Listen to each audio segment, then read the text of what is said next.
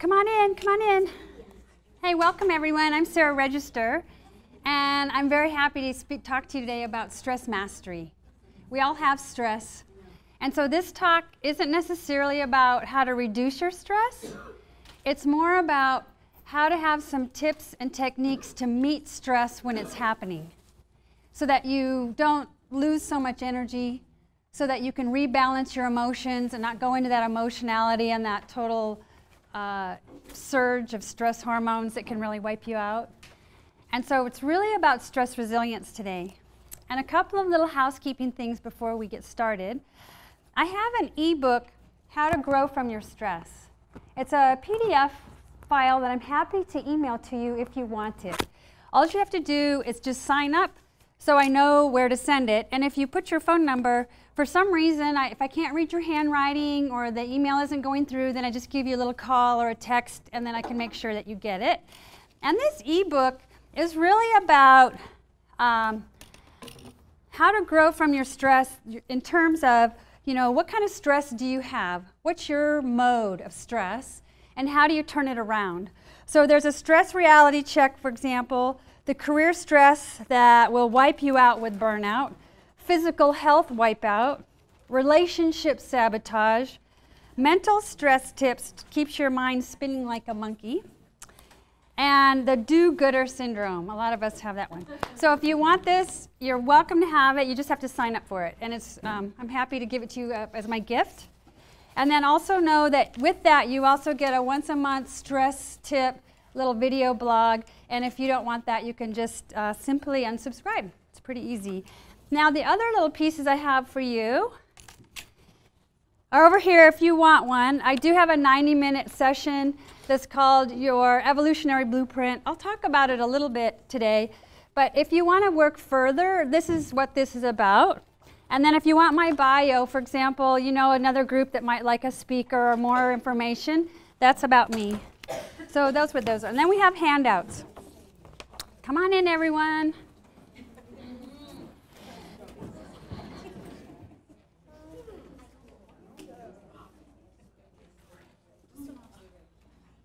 No fighting. No, this is high fiving. Okay, the other little pieces before we jump in is you have a little sheet like this in front of you. So because this is like a community environment where you all might know each other and might work together, you might have questions about your stress that you want to have a conversation with me that's like, so you can maintain your confidentiality. So for example, if you have stress that's a major health-related issue, you might, or a relationship issue, you might not want to share that in the group. So if you feel like you want to have a little conversation with me, you just have to turn this in and we'll get you on my calendar. And then these are the handouts. Okay, is everyone ready? Everyone have the handouts? Great. Okay, share with me a little bit, a couple of you, what is your stress? You know, when you saw, oh my gosh, stress mastery, sign me up. I'm going to give my lunch break to go and learn what I can find out about my stress. So that I have a flavor of what your stress is, share with me, a couple of you, if you will, how stress impacts you. Health, relationships, work. Anyone? Yes? 2 teenagers. Oh, yes. And just lost mother-in-law. Yes. And these are real life things that happen that can impact your studies or your work. And the thing about stress, why I'm saying we don't want to reduce stress, because you're not going to get rid of your children. So if you're going to reduce stress, it means, okay, my children are stressing me out. To reduce my stress, I'm going to get rid of my kids. No. This is where you need strategies that when your children are stressing you out, you know how to really be resilient to meet that stress and not blow up and lose your temper or whatever, patience. So those are great examples. And then major transitions, loss of a loved one, breakup of a marriage, or even the new marriage starting can be, those big transitions in your life can be very stressful, whether it's very challenging, adverse things, or even the good things, like, for example, a baby, something like that. Okay, who else has something to share about your stress, just so we know in the room what the flavor is? Yes? Just having a ton of different interests is very stressful. Yeah, so many different interests. Maybe you feel a little spread thin. And so here we can see that this image might be something that a lot of you relate to, being so busy, and how you feel spread thin, and so many competing priorities. And perhaps you're feeling exhausted because you're just running from thing to thing to thing. And so you can feel at times overwhelmed, where it almost stops you in your tracks because you don't know what to prioritize or where to focus.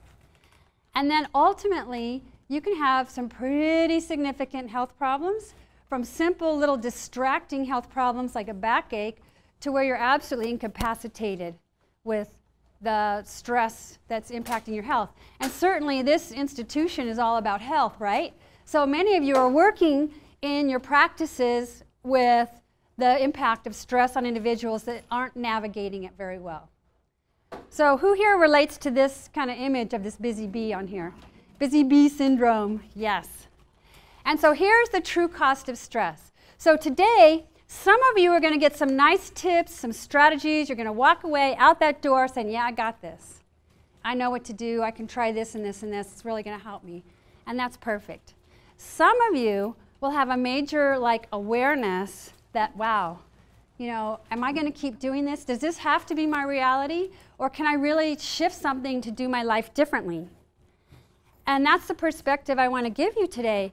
Is a lot about stress is what's going on with the mindset and how you think about stress, because the physiology is going to happen no matter what. That's our design.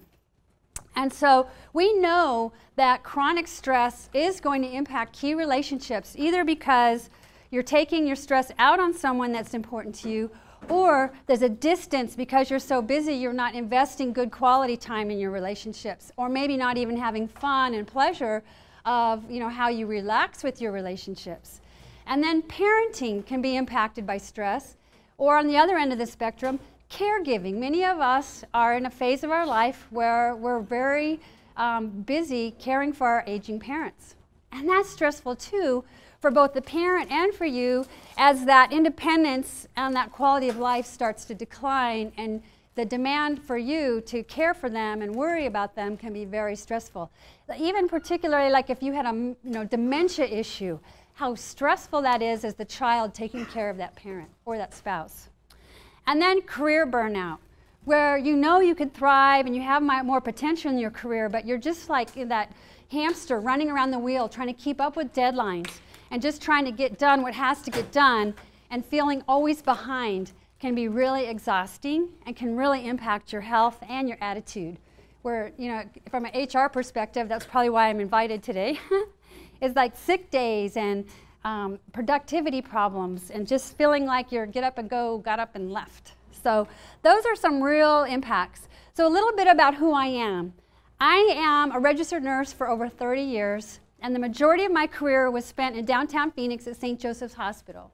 And in that career, I learned about stress, both from the patients we took care of, that you could give the very best care in ICU, for example, and someone would still succumb and not have the inner resilience to meet that challenge, and they would die despite getting everything that could be done. Another person who, you guys might relate to this, you know, is the train wreck that has every complication in the book, and they're absolutely so complex. And somehow they go walking out of that hospital ready to get on with their life. And so I observed this. And I would be talking to my heart attack patients or open heart surgery patients, and they're telling me their broken-hearted story. And I'd think, that's so amazing. This person has heart disease, and they have a broken heart. Like there's some connection here in the mind-body-spirit sense of how our physical manifestation is often an inner reflection of what's going on in our inner self. And so when I observed that, I could really see there was a connection. And then personally, I wanted to be the best nurse. I worked so hard. I took the hardest patients. I took the leadership teams. You know, I was like the star that came in when no one else could work. I never said no. I had no boundaries. I was really pushing, you know, hard to show up strong because I really valued success. But I didn't have a very good way of doing that without taking out my health.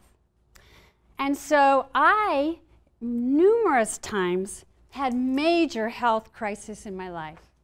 And then I'd have to back off, take care of myself. And then interestingly enough, I'd get well and heal, get back in the pattern, and attract in a new illness that I'd have to step back again, take care of myself. And I did this several times.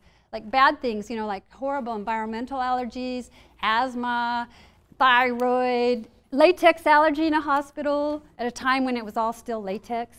So what I finally awoke to is, you know, there must be a way to be successful without taking my health out, without wiping myself out. And isn't it interesting that I can heal myself from all these major illnesses?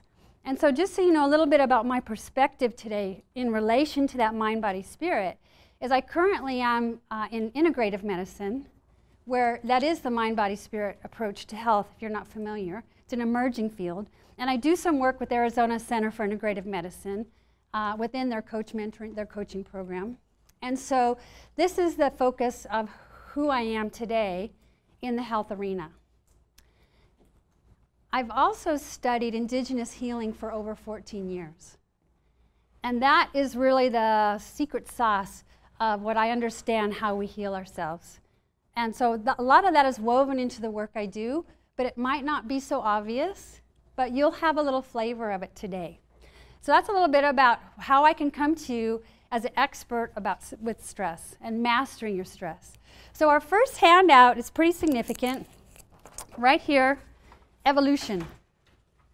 This is like the overview of what your stress and how you can grow from your stress. Stress resilience is the key, having strategies and tools, and I'm going to give you some today, about how you can get from the comfort zone over to the destination of transformation, that the life has way more meaning and purpose. You're more prosperous, more fulfilled, happier, healthier, all those things that we really all want.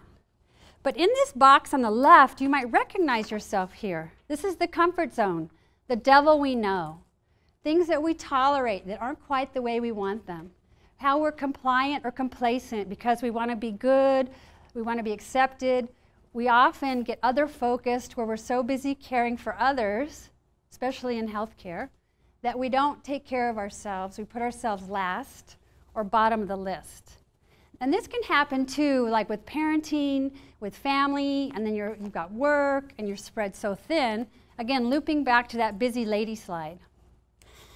And so what happens here is that you start to get distracted with safe problems, like the little things that keep you so busy that somehow you can't really manage to conquer the big things.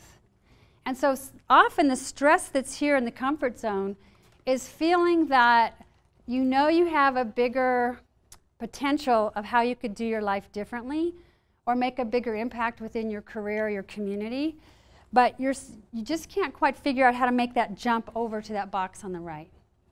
And so that kind of stress can really induce a lot of like where your light and your gifts are dimmed. You're just not shining to your potential. And so that is also what you're going to have some awareness about today, not only the physiology of your stress and your day-to-day, but that bigger step of how are you evolving and growing in your life, where actually in the design of stress and being good at stress, it helps us take those jumps and find the courage to go into the unknown, that place where we're uncomfortable. And to make the choice to leave the comfort zone for something better, something more inspiring, something more on target with your gifts and your meaning and purpose, that's your life's work. And your career here and your studies here are the vehicle by which you're doing that. And so I just want you to hold that little theme as kind of the big picture with the little details we're going to talk about. And so what you can see in the center, living on the edge, taking risks, means that you're willing to make some changes. You're willing to do things differently. And so I'm going to give you some tools today to help you do that.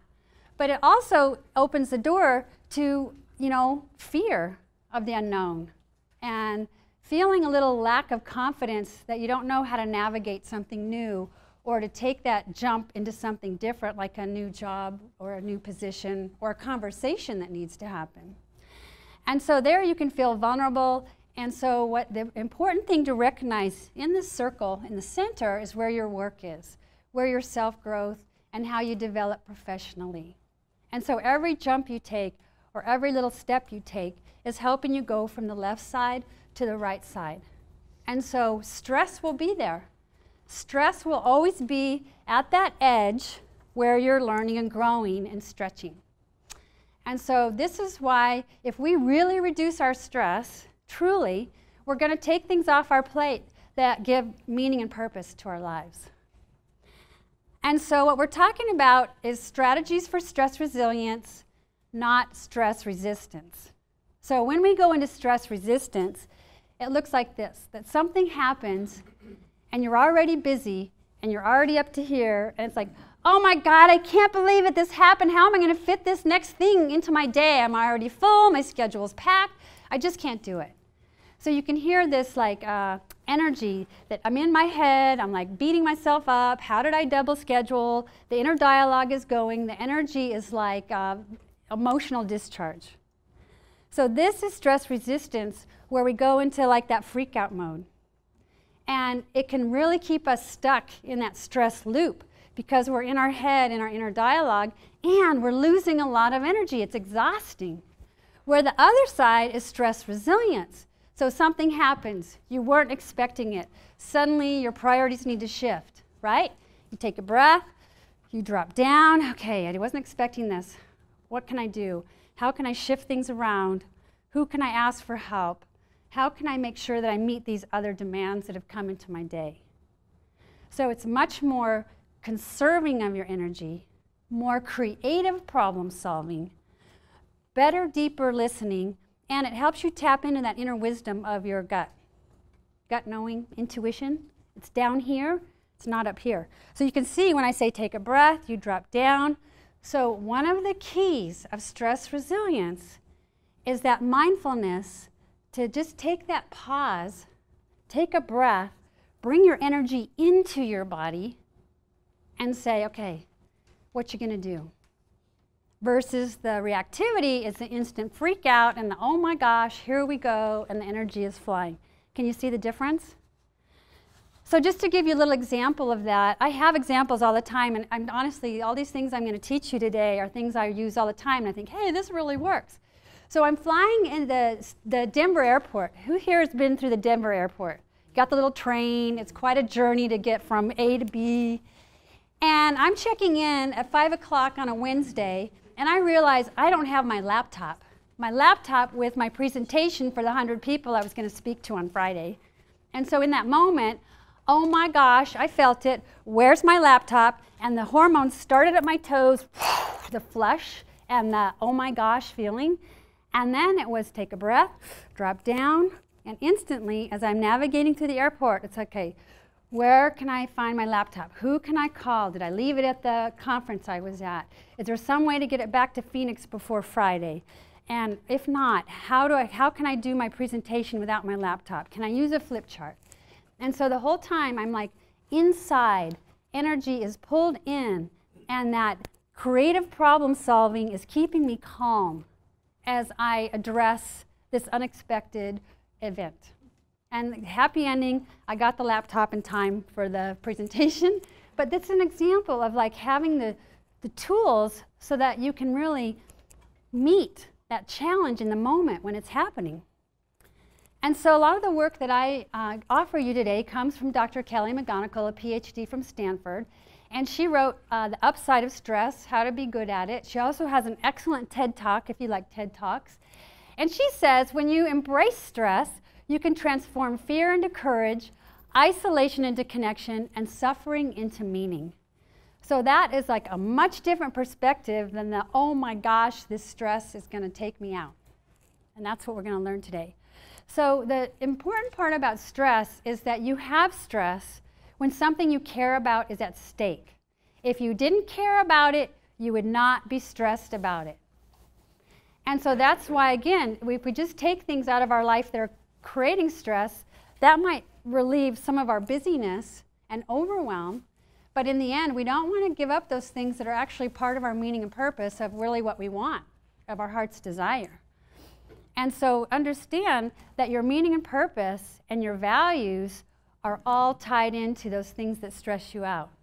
So when personal values go into conflict, when you have competing priorities, and when you really have multiple things that are coming that do seem important and you're trying to navigate, how do I do this and this? These are the times when the door opens to stress, and we need good strategies to meet these conflicts that come up.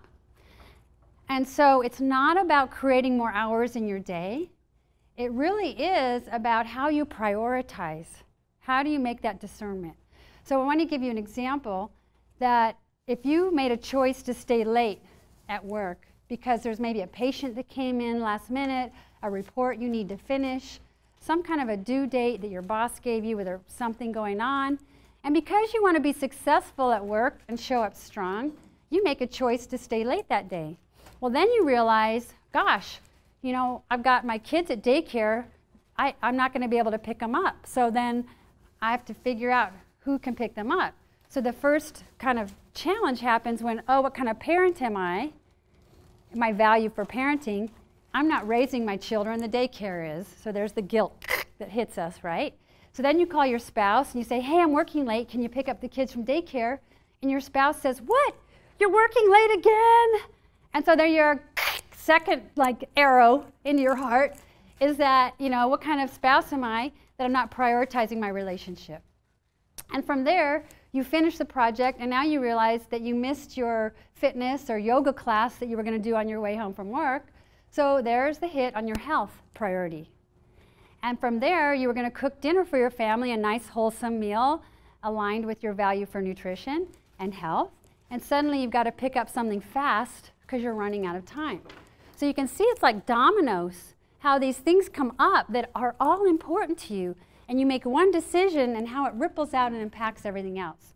So one of the keys here is to not be tunnel vision of it has to be this or that. You want to really try and have that bigger view to see multiple viewpoints, 360 degrees, contingency plans. How can I do this and this? Or is there a way I can delegate something to someone else and ask for help? And so we always want to look for a plan B as part of our way to get out of those competing priorities when they're conflicting with each other. And so our first stress tip is really about seeing your personal values and see what really matters to you. So many times people haven't really done an assessment of your values. So you'll notice on your back page there's a sheet with all kinds of words on it, and those are a whole list of values. So I want you just to take a minute or two and just circle about 10 values that you know are important to you, or even values like health or movement, for example, mindfulness, that you aspire to and you haven't quite put them in your life. And just reflect on these lists. It's a very comprehensive list. And when you have an awareness of your values, that's part of recognizing when they're going in competition with each other and how to discern today which value matters. Today it might be family, tomorrow it might be career, another day, no, I'm going to the gym, I'm not missing it again. So it gives you some discernment when you know what you're dealing with personally.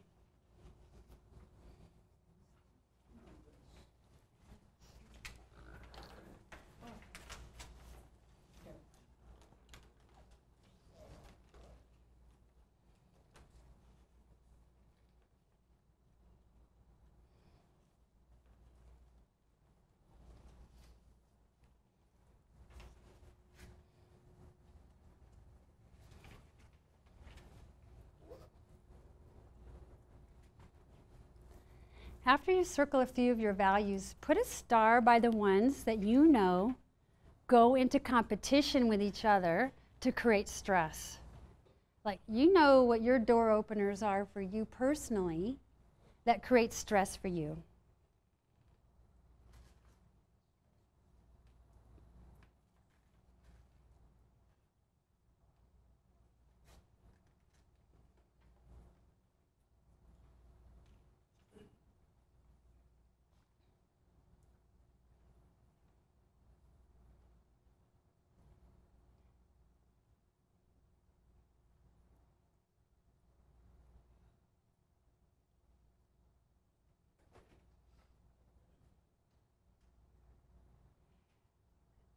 Now, who wants to share an insight you've had when you've taken a look at these values? Does anyone have a comment or an awareness you want to share with the group?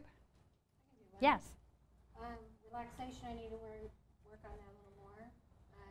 I circled adventure, family fun, love, marriage, nature, pets, animals, pleasure, and teamwork. Perfect. We're going to work back at the end with a tip where we bring these values in again. So just have an idea of where these are, because what we know is when we live these values, all the adventure and the fun and the good stuff you put on there, this is when we have more happiness, where we feel more fulfilled, and when we're filling our tank with fuel so we don't get burned out. So these are important ways to prevent burnout, and that's where we're going to go.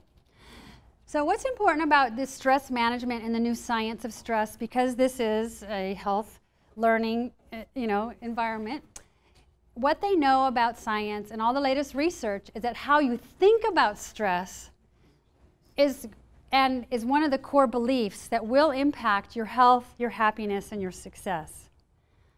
And so relative to that, when you take two really busy people, and all the research is showing the same thing, that you could have a stressed out person, and when that person says, oh my gosh, I have got to get through this stress or it's going to kill me, or I've got to reduce my stress or it's going to just really wipe me out, that those people that think stress is harmful and bad for them are the people that do have worse health, they have more comorbidities, and they live shorter lives. And the other people who really do think, oh my gosh, I am so busy, I've got to figure out how I'm going to get through this, and where there might be just as equally busy, but their attitude is not that stress is going to harm them, but they need to figure out a strategy to meet what's going on and move through it. Those people will live longer with fewer comorbidities than the person that has the mindset that stress is harmful. And so relative to heart disease in this country, we probably all know in this room that heart disease is still the #1 killer of all Americans, above all forms of cancer deaths combined. And what's really alarming, of course, is the statistics with women and heart disease are that more women are dying from heart disease than men are. And we know that this is primarily because all of the early research on diagnosing and treating heart disease was all on male patients, and now they recognize, well, women present very differently. So when I'm at St. Joe's as a cardiac nurse, we saw it anecdotally, and now many years later they're finally accepting, oh, we better do some research here to figure out how to support women. But what's important for both men and women with heart attack and stroke is that list of risk factors is very much impacted by how you manage and master your stress in your life, because they're very much related or made worse by not having good stress strategies. And so that's my little message for those of you in the room about the awareness that stress can really impact you with heart disease and stroke, and it can be very silent and really not show itself until it's very significant disease. And so this is an important reason that we have good strategies to meet our stress in a healthy way. So this slide is a little bit busy, and I just want you to understand what I'm talking about here when I say that mindset piece. So in the design of our physiology, we have stress as part of our naturalness. Back in the 80s and 90s when I was a cardiac nurse, cardiac rehab nurse, I can remember telling patients, well, it's a throwback to the old days when we had to escape from saber-toothed tigers, and I don't know what story I said about how stress was like not really part of our naturalness. But that's simply not true. That we know we are like these very complex beings on the inside, and that our hormones and neurotransmitters are all talking to each other all the time. And so what's important, that when you have that stress trigger in the moment, there is a boost of energy that those stress hormones give you. There is a focus on the problem that helps you really address what's going on. And so we need that energy boost and that focus to meet that challenge. So what's important here is when you have a challenge response as your mode of stress reaction or how you meet your stress, meet the challenge where you get the boost of energy from the hormones, you get the focus, and then you move through it and learn and grow from whatever the event is that's stressing you out. So those hormones come right back down again. You get the boost of the hormones, you're meeting the energy, and they come right back down again. So this is a healthier way because you're not having that constant flogging of the organs, bathing of the cells, of those stress hormones running wild. And the example of meet the challenge response is, for example, an athlete before the big game. They really want to, they're excited, but they also would have sweaty palms, dry mouth, racing heart, but they want to win the game. Or if you think about a big exam, that might be more relative to this room, that you study and you want to do a, get a good grade, and you prepare and you meet that challenge and you learn the material and you test strong. So that would be a meeting the challenge way of the stress mode, where you can feel the stress, but you actually use it to motivate yourself to study and to learn. And so we know that the challenge response will give us more self-confidence, more motivation, and helps us learn from whatever that environment is that we're in that's stressful. This is what we want to train. Now the other side, fight or flight response, is the one that a lot of us are doing all the time. Fight or flight response is intended to save our life. So if you're running out of a burning building, yes, you need fight or flight. If you're trying to avoid a car accident and you're driving down the freeway coming home from work and you need to go and swerve or take action, you want fight or flight. And where we go wrong in our physiology is when we do fight or flight when we've had a blow up with our spouse in the kitchen, or when we're at work having a bad day and we're in freak out mode. That fight or flight is like too much ammunition to meet that energy, because what happens is the stress hormones come up to give us the energy boost, to give us the focus, but then they stay up, flogging the organs, bathing the cells, like way more than we need. And so that's going to start the chain reaction and the cascade of all the inflammation that leads to that long list of health problems. And in that sense, we really are overreacting for too much time, where those hormones are coming up and staying up, rather than really truly a situation. But what's really important here is that you kind of go into a mind freeze, in the sense that you cannot creative problem solve. The only thing you're going to learn from fight or flight is how to save your life. You're not going to learn and grow from whatever's going on. And so it really gives you tunnel vision. And it really can harm the physiology of your body if you're doing this a lot as your response. And so we really want to be mindful about training how to be more tools to keep us in challenge and save the fight or flight for a truly life-threatening survival instinct moment. Now the one in the middle is important too. This is your tend and befriend response. This one is when you lean in, when you reach out to a friend, to your partner, to your office mate, a colleague, and you share, hey, this is my challenge, this is what I'm going through, and you get support and give support. Or if you think personally, the last time that you lost a loved one or a friend, and the whole dynamics of the funeral and the wake and how everyone comes together and they grieve and they share stories and they support one another. These are examples. Another example would be your faith practice, whatever that is for you. When you're leaning into something greater than yourself, this is tend and befriend. So tend and befriend will give us more courage and more confidence. It helps us understand and get some meaning about what we're going through, so we can integrate whatever it is, like a death or some big event through your career. And from there, you're able to have more confidence and courage to move through it, to grow from it, and to really evolve as a human. What is key here is the hormone oxytocin. That oxytocin is one of our key stress resilience hormones, and we want more of it. And so one of the strategies as a healthcare provider is oxytocin lotion. Literally, when you think of all the hand washing that you do and putting lotion on your hands, this is oxytocin right here for yourself. So another benefit to good hand hygiene, right? And so what's important here is just recognize these. And all of the tools you have about stress resilience is going to help you be in that, oh, my way is the challenge response. And so one of the other things is to do rewiring your mindset. And here's a little place where I put sticky notes out on the table. The inner dialogue is often like, oh my God, I can't believe I did that. How am I going to do all this? I'm so busy. There's no time. La, la, la, la, la, la, la. Do you guys know what your little voice is in your head? Yeah, that's what keeps you stuck in the stress mode, right? You can't get off the stress track if you're listening up here. That loop just keeps playing over and over. And so what you want to do is you want to train that commander voice.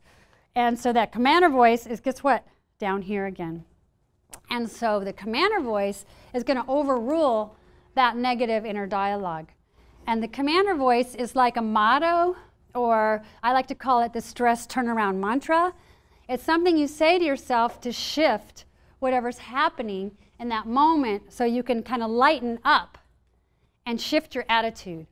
No matter what is going on anywhere in your life, you always can change your attitude as a way to like get out of this negative energy and shift into something more lighter, more positive. And so you want to have fun with these. You want to be a little sassy, a little sarcastic. And so I'm going to give you these examples, and keep in mind what yours is, because you know what that inner dialogue is that keeps you stuck like a broken record, right? So instead of like, I'm so busy, you could say, I'm so productive. And you know, sassy, little humor. I'm so nervous, I'm so anxious. No, it's I'm excited. Think of the athlete before the game. They're not anxious and nervous. They're like, oh, I hope we're going to win. Oh, we're going to win. You know? They're like, oh, I hope we get that game. They're excited. So if you're going to give a big presentation or talk in front of a group or something, remind yourself, get off the edge of the cliff by saying, hey, this is a great opportunity. I'm excited to do this, whatever it is. And then there's no time. Who here has time tyrant challenges? Yes. So that's one you could say, the time is now. Or you can use Nike's, just do it. That's a good one. Nike really got the market on that one. And here's another one. I'm so overwhelmed. Instead, here's a good one if you have a faith practice where you can say, my faith keeps me strong. And that leaning in to something greater will always help you lighten up and shift your attitude a little bit. And then the bottom one is for the busy bees. Any busy bees in here? I know there's a few of you. Yeah, you're not putting your hands up. I know you're out there. I go with the flow without pushing to make it happen. So a little song, right? So you have sticky notes, and the reason why I put them out is just as a tool for you that when you create your stress turnaround mantra, you want to put it in multiple places and use it frequently. Put it on your computer terminal, put it in your planner, put it on your bathroom mirror, that those mantras really work. But also know that to really rewire the brain from a neuroplasticity, how our brain gets new channels and new habits and patterns, it really is a 60 to 90-day process. This is why New Year's resolutions typically don't work. There's a lot of reasons. That would be another talk for another day. But you know, we don't invest enough time to really fully engage that rewiring. And the reason why you want to be a little sassy, a little humorous, is because then you're actually accessing more of the channels to help weave the new thought, the new pattern, the new behavior, than just one channel. So when you can get some feelings in it, get some senses, you know, the more parts of your body will help you really create those new channels that are connecting with those new neural pathways. And I'm aware that some of you have to leave early today because of your lunch break. And I want to make sure you have like some really good nuggets. I've got two more for you. I'm an over-deliverer because I want to make sure you have some good tools. There's one I want us to do together that this is so great. Everyone loves this one. It comes from Andrew Weil. And this one you can do anywhere, anytime, on your way to a meeting. You can do it in the middle of your kitchen, like I said, if you had that blow up with your family member. You can do it in the car, but don't close your eyes if you're driving. And so this one is called the 4-7-8 breath. So simple, easy to remember, access at any time. Even in the middle of a meeting, you can do this and no one will even know unless your eyes are closed. So with this one, we're going to breathe in for a count of 4, holding it for a count of 7, and we're going to exhale for a count of 8. And we're going to just do a few cycles, and I'm going to guide it. And then I'm going to give you a little extra piece at the end. With that, I'm going to guide that you'll notice every time I say stress resilience, I go like this, right? Did you guys see me do that? I'm touching down here. Okay, the core of your being, your center of gravity, is about 2 to 3 finger breaths below your navel and a little bit back towards your spine. The key to presence and resilience is here, not here. And so what's important here is that you have a way to take a breath in, drop your attention down here, 2 to 3 finger breaths below the navel, a little bit back towards the spine. You can call this your dantian, your 1 point, your power place, your womb space if you're a woman, coming home into your body. This helps you be more present. It helps you contain your energy. It gives you access to creative problem solving, because this is where your second chakra is if you know anything about chakras. And it helps you deeply listen without the distraction of the inner dialogue. And with this exercise, if you're counting and breathing and putting attention down here, there's so much going on, you can't possibly keep this stuff going up here. So it's a great strategy. So everyone, right where you are, just put your feet down on the floor. Gently close your eyes or soft focus. Even on the video, people can do this. And just gently take a breath in for a count of 4. Breathe in. Holding for a count of 7. Exhale for a count of 8. Breathe in for a count of 4. Holding for a count of 7. Exhale for a count of 8. Breathe in for a count of 4. And just put a little attention on that place as you're holding your breath down 3 inches, 3 finger breaths below the navel, a little bit back towards the spine. And now exhale for a count of 8. Okay, one more with that attention below the navel. Breathe in for a count of 4. Hold for a count of 7. And exhale for a count of 8. Okay, you can open your eyes. So what you learned there is by counting and breathing alone, you can shift any negative energy and really calm your emotions to be more balanced and more centered, more neutral, so that you can really listen and be present to what is going on in that moment. Now, the secret ingredient that I gave you was if you can put your attention down to this place, your power center. This is like really going to anchor you into the space with presence. And so it might take some practice. And it might help if you picture like a little crystal or a little magma coal or something. It might help you if it's hard to just imagine that place if you actually give yourself a target. And so this works for men and women. And any like athletes, martial artists, gymnasts, they all know where this place is. And so it's very important that that is a key. If you want to be more present and more neutral, deeper listener, better problem solver, it's down here. And that's a breath. Okay, what am I going to do here in this moment where I'm just triggered, right? We all get triggered. Okay, so the last tip I want to give you is a really good one. It's going to loop back to your values, that first exercise we did. This is about filling your energy tank to prevent burnout. So who in here might have some challenges with burnout where you just feel sometimes like you're just running out of steam? Yeah, and who here maybe takes care of patients that are impacted by burnout with health problems? Okay, so, and this is important that we, within our learning environment as students, within our families and our community, within being healthcare providers, you know, that we really do have strategies to keep our tank full. If you give and give and give all the time, it's going to deplete you. So, and many of us love giving to others. We love giving to our church, to our community, to our family. But if I was to say every time I gave energy, it had money value, that it was like going to my checking account and giving cash. Here, I'm going to give you my energy and something from the ATM. Here, I'm going to give you a check with my energy. And so you constantly give. And if it was really a financial resource and you're giving all the time, what would happen to that checking account? Yes, bankrupt. Exactly. And so this is what many of us do. We overgive.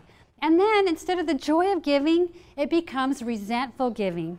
And then the inner dialogue is, why is it always me? Why can't someone else help? They always come to me for everything. I can't do it all. Does anyone relate to that? Where suddenly your joyful giving is not so joyful. And this is important to recognize that we want to have ways to keep our tank full so we have this abundance of giving energy and we can really feel heartfelt about our contribution. And so what we want to realize is that spending energy is on the inside is just like how you spend money on the outside, and you need to make regular energy deposits. That your health and your energy resources are like your finances. Very much what's on the inside is on the outside. And so we're going to do our final exercise today, where on the top of your sheet you have, well, on the very top was the place for your motto if you wanted to write it up here. But you see here you've got numbers 1 through 6. And I want you just to take a minute or two, we've got some time here, to write down those things you just love doing that are fun, pleasurable, relaxing, that make you feel good or energized when you do them. And they don't have to be huge bucket list things like climbing Mount Everest or that Alaskan cruise. It might be like a road trip to Flagstaff, or it might be sitting in my garden, or any hobbies you have. And it could be shopping, movies. So just make that list of the things that you really love doing. And often when you're so busy, these are the things that don't happen, that fall off the plate.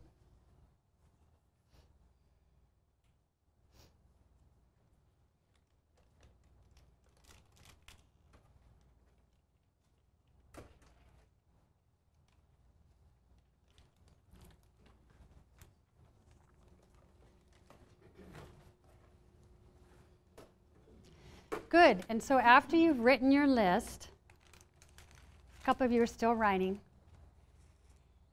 you can look at the values, your personal values that you circled, and you're going to see even more here. That underneath these activities you love doing, there's a personal value that you're feeding. So any hobby, whether it's painting, needlework, fishing, gardening, it might be the value for mindfulness. Anything like even jigsaw puzzles. It pulls your focus in, it quiets the mind, and you're totally present in that moment. That's a very important pleasure activity to prioritize because you're training mindfulness. Mindfulness does not have to be, it can be, but does not have to be sitting in the corner on a meditation pillow with incense burning. It can be these most joyful hobbies that you just love because you're in the zone. You know, those things that put you in the zone, these are the things you want. So if you have something like shopping on your list, for you, that could be stalking the bargain. It could be self-expression, or it could be creativity or imagination. If you put travel on yours, that could be spontaneity, because you know that traveling always shakes up your routine. It could be lifelong learning or new experiences, new landscapes. So that could be what your value is. And so from there, think about what those activities are. And then movies can be, for example, you know what it is for you, but it might be sparking your imagination and expanding into something greater rather than the box that you're living in every day. Books might be the same if you enjoy reading. So who here has some activity you want to share, you know, of your insight about how you can be filling your tank by these simple activities? Or do you have a question about what value is underneath this thing I really enjoy doing? Maybe it might not be so clear. For example, like if you love hiking, it could be your value for health, but it could also be your value for nature. So does anyone have anything to comment? Yes? I have a flip way to ask that. Yeah. So one of my core values that I identified a long time ago was fairness. Was what? Fairness. Fairness. And I can't figure out, like, what activity do I do that can build or foster fairness? Yeah, and that's a great insight, that you could take your values sheet and the things you circled and say, what activities can I do to do this value? And so for you, it's important that fairness is going to be more what you experience in the moment when there's judgment or a decision or more like a rule and law. Fairness is going to be more around the rules and laws of what you should do versus your heart's desire, what I want to do. So this list of these simple things are not the I should do's, but what I want to do's. And when you need to take some things off your plate to have some space in your life, that those I should do's are the things you really can let go of. And you want more of the I want to do's. And the fairness piece, I'm still kind of percolating on that for you because some of those values are intangible. For example, a lot of people tell me they want more freedom, more peace, more joy. So that's where, you know, it really is. Fairness might be how you need to see multiple viewpoints and not be in tunnel vision. And so that would be your approach to when you're problem solving, or like I said, if there's something coming up that is like a rigid sort of box, recognizing the fairness part of that is to be able to see both sides of the coin. Yeah? And that's justice kind of runs in that too. There's a lot of these are integrated. Yes? A thought came to mind about the fairness is the issue of social justice. And the gratitude that I personally feel giving back to people that have so much less than I have, even if it's 4 hours a month. And that helps with my need for justice, if you will. And what's important that I'm hearing is that it's what you do to make a difference personally, and not sitting back hoping there'll be, you know, collectively more social justice, that it starts with you in these little things that fill your tank that are more authentic and true for you. Yeah, any other insights on that? Off everyone goes. We're just wrapping up here. Don't want to make you guys late. Okay, who has one that kind of like you're not sure what your value is? Anybody? You're good? All right. So now that you know how important it is to keep your tank full, when you know the underlying value of what you're fueling, it's much easier to prioritize that without feeling guilty or without feeling like that your self-deservement, self-worth is going to actually be fueled when you prioritize these activities. They're important for yourself to really give to yourself. And so many of us give all of our shining and our gifts to others, and we never really take them in for ourselves. And this is quite an edge for some of us to give to ourselves and to fill our tank. And so this is where knowing what the value underneath is the fuel to help you have more determination to really follow through for yourself. Rather than thinking it's not important, it's very important when it's part of your values. And so we know, it's sort of hard to read these slides in here, but Rumi, of course, says never give from the depths of your well, but give from your overflow. So I'm not sure what stress they had in Rumi's era in the 1400s, but obviously he knew what he was talking about keeping your tank full, because then you have an abundance of how you have energy to share both for yourself and others. And so what we know then is stress resilience is a multi-pronged approach, that there's many ways that we can fill our tank, keep our health good, keep our attitude in a good place, and having those strategies to really help us be good at our stress when we're triggered, so we can get back to a place of being more neutral and balanced and really conserving our energy, not losing our energy. That's what stress resilience is. So all these things are important. So again, a couple little tips as we finish up, that when you are on the edge of something a little scary, you want to make sure that you're asking yourself, am I really anxious here or am I excited? The body doesn't really know the difference until we name it. So we want to be clearer with ourselves. No, really, this is an opportunity. I'm learning here. I'm not so confident. I'm feeling a little vulnerable. And yes, I want to do well. I'm excited. And then the stress avoidance behaviors are important to recognize too. Sometimes we go into procrastination, resistance, or we distract ourselves, maybe on Facebook or our cell phone, or Netflix is one that can be quite distracting. And so we want to recognize, oh, I'm in procrastination here. Well, if I just take one action, I'm in movement. I'm not in resistance if I do one little thing to start meeting what that is.